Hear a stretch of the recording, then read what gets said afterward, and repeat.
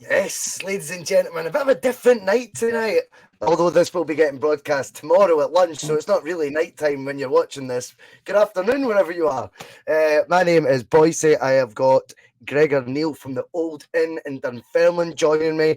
We're going to be talking about a fundraiser occurring at the Old Inn. I think I've agreed to host it, but that's the least I can do. And we will be discussing why that fundraiser is occurring and what it means for those who are participating in the said fundraiser, because it's going to be one hell of a night at the Old Inn. Thanks for joining us, Gregor. I'm sure the audience will be quite keen to find out, because we have been promoting this on the bus for the last few days. So give us a bit of insight as to what's the thought process behind this Friday at the Old Inn. Well, thanks very much for having me, voices, and thanks for emceeing on Friday as well. That's absolutely brilliant. No problem. But my friend Chelley, she's had a brain tumour, and she went in and it was a craniotomy or something. I can't remember the exact name. And then she had the surgery. The surgery was brought forward, and which is a really good thing. And then cut her head open, punted the tumour out, and she was awake the whole time because they've got test motor skills and stuff. And then so she was awake the whole time of it, and then she watched it. She watched it, and she watched it all. That's surreal. I know. It's mad. That is surreal. And just to keep them, because they've got to keep the patient awake. And but so we were speaking to Chelley that what we've got to do something, because I've known her for years and years. And she's absolutely class. She's brilliant. And then she went, we decided just do this night, and then just try and get as much money for the charity, her chosen charity, as possible. Yes. And I opened my big mouth at one point. I said, if we hit a grand on the Just Giving, my beard's coming off. Because there's a few of shaving her heads, because she had to shave her head. So, but I opened my big mouth. Open my mouth, the beard's coming off when we hit a grand. But obviously, anything over and above we can get is fantastic. It's all for the charity. So, well, it looks like you're well on target to do that, Gregor, mate, because I'm on the page just now, sitting at 900. I think, as a technicality, particularly when I'll be the man with the microphone on Friday, that 160 gifted kind of takes that over the grand already, big boy, I didn't think of gifted. The beard's got to go, mate. I know, it's gone. So, talk to us then. How many people are doing this, shaving their head as well? And I think it's a wonderful tribute, that I've got to say, because obviously it relates to only a part, obviously, of the ordeal that Chelley's went through. Let's get that fundamentally right. But even then, it's still a big step, having to shave your head, whether you're a male or a female. It doesn't, it's a big deal doing that. How many people have you managed to rope into joining you and doing this on Friday? I think we've got about 5 or 6. Wow. There's, off the top of my head, me, Dan, Craig, Callum, Laura. Laura's doing it. Oh, and, really? And Shelley's brother-in-law, Mark's doing it as well. And the singer Craig Burrell? Yep. He's doing it. He's got proper. His long flowing locks are going to be gone. Wow. Fair play. Fair play. So when you come to the Old Inn, the staff will look like, I don't know. I'll just be a picture in it. But I tell you, it'll be great fun, that. And obviously, it's kicking off, I believe, around 6 o'clock on Friday, isn't it? That when you start getting purpose in. Aye. And we're going to go live on the Old Inn page with the shaving. Oh, outstanding. There's also there's going to be a wee bit in the Dunfermline press this week. Good. Because she phoned us, spoke to myself and Chelley today. But hopefully it's just about getting as much money for the charity as you can, and Chelley will be crying. Chelley will be there because she says she feels great. Spoke to her. That's amazing. Feels great, and so even if she's there for a bit. And you see the operation and all that, was that a success? Aye, absolutely. So was that all? Aye, that's incredible.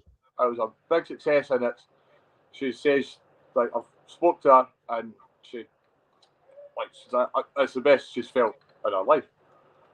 Wow. But she's got a tumour removed, so that would happen. Of course. But it's just about getting. It's not so much Chelley's story because Chelley doesn't like that. She just wants like the charity, because the charity have supported her so much and they've been absolutely brilliant. So it's just getting like all in, just as much as we can for the charity, and that's basically. Hopefully, I think that makes sense. It's the Brain Tumour Charity, isn't it? And we've got that obviously that logo we've been featuring on the bus as and when we've been able to. But I mean, I think just as well, just to clarify, obviously the pub will be open all that night. I take it. Is it a ticketed event? I think it is a ticketed event, isn't it? We ticketed it to start with because, but we didn't think. If I'm honest, the tickets are sold out. But I'm looking at like after the shave, because just open it to everybody so everybody can get down. Everybody can. We've got a great DJ called Kick On. We've got and it's going to be. It's basically going to be a wee bit of party after that. So I can just open it to everybody, and it'll be good. It'll be a good night. But I'll be crying in the corner once. So that you can come and see that because my beard will be gone. I'll be. I tell you what we'll do. My girlfriend will be just beating me up. So I tell you what we'll do. What we'll do is we'll reconvene next week. So everyone who's seen this interview on the bus can then see the new improved version of Gregor, right? That's what we'll do, mate, right? Don't know about improved. But aye, 100%, aye. Because I think the Just Giving will still be going. I don't know how long they last for. Brilliant. But it's just to get anything, just to get as much as you can. I think when folks see it though as well, because I mean, I appreciate. I'm sure you can appreciate a lot of our audience aren't based in Dunfermline or Fife or anything like that, but they'll still be watching from afar. They'll be watching this interview and they'll be saying, "We want to see the proof in the pudding, boy." I'm absolutely bang up for that, boy. Absolutely bang up for that because I think that you kind of have to. You kind of go on and say that and no do it, and then. But I agree. Gregor, obviously, the reason we got into cahoots chatting about all this, you're a big Celtic man yourself, aren't you? You've been enjoying the changing fortunes since Big Ange took over. It's been decent, hasn't it? It's like that. The year after Ange took over, it was just a whole different feeling about Celtic. It's a whole different, just everybody's thinking is different. The whole club, I think, operates differently since he came in. And I think anybody else, I don't think anybody else would have made that happen. It's weird. There was a lot of pressure on him. A lot of pressure on him because he was given not just the role of manager, wasn't he? He was given head of recruitment. He was given director of football. And I think he's unified the club beyond what anyone could have expected. He's unified the club. I think he's unified the support a lot as well. And then because before there was always, I don't know if this is going to how well this is going to go down, but I think it's more the whole of Celtic seems in a better position than it was when we brought Rodgers in, and I did not think I thought it was a joke when we got Rodgers in. I was. I think you're right. No, we've discussed it. We've discussed it on the bus before. One man to have the adulation he's got, that Ange has got from the supporters, as in unison.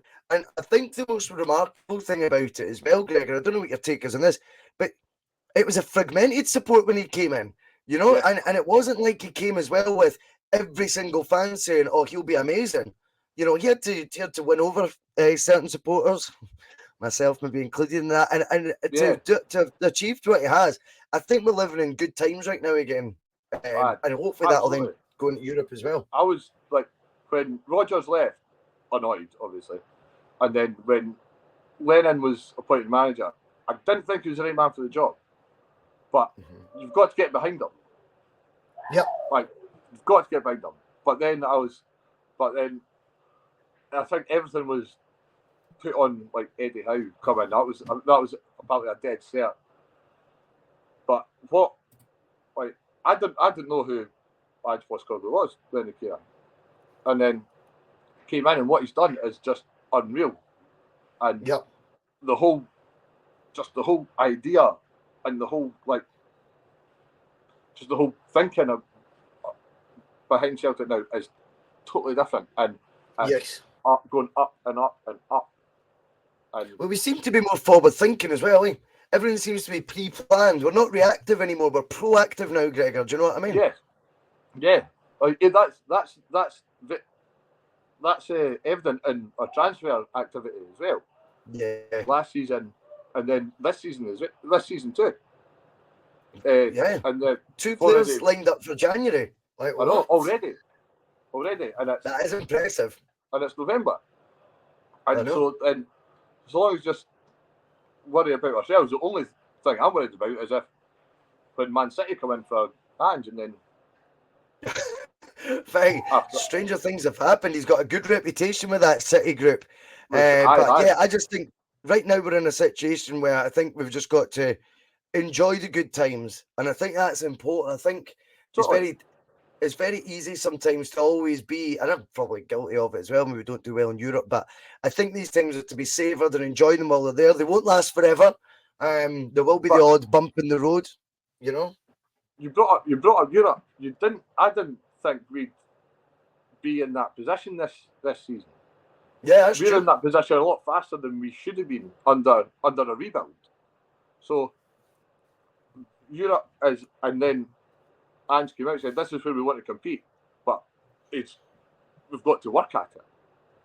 And he's the man that's going to get us there, in my opinion. Yeah, and we've got to keep a hold of him. That's the thing. But I mean, genuinely, I think right now, Europe's. I wonder if Ange's real driving sort of a burning ambition, if you like, I think is to make Celtic a force in Europe again. I think that's what he's wanting. I think Europe excites him. Absolutely, he's got something he's working to, and he's going to get that. And I think so. And he's going to get it because he can get it because he's good. He's just very, very, he's very all good. there and a bit more, isn't he? We will leave it there, but Gregor, are we reminded it's Friday night, 6:30 at the Old Inn. It does look like it's a sellout, but join us after for a party and point and laugh at Gregor with no beard, no hair. It'll be a laugh. Get your asses down, and if you want to donate, we'll be putting the links in the bio of this as we always do. There'll be links in the comment, and we'll keep that going for a week or so after the event as well. Oh, that's amazing, boys, man. No worries at all. Gregor Neil from the Old Inn Dunfermline. See, even if you can't go on Friday, next time you're in Dunfermline, make sure you head down because the hospitality and the service from these boys is fantastic. Best of luck for Friday. I'll be there. I'll see you there, Gregor. And great to have you on the bus, mate. Nice one. That's absolutely amazing. Thanks very much for that. You're still welcome, mate. No worries.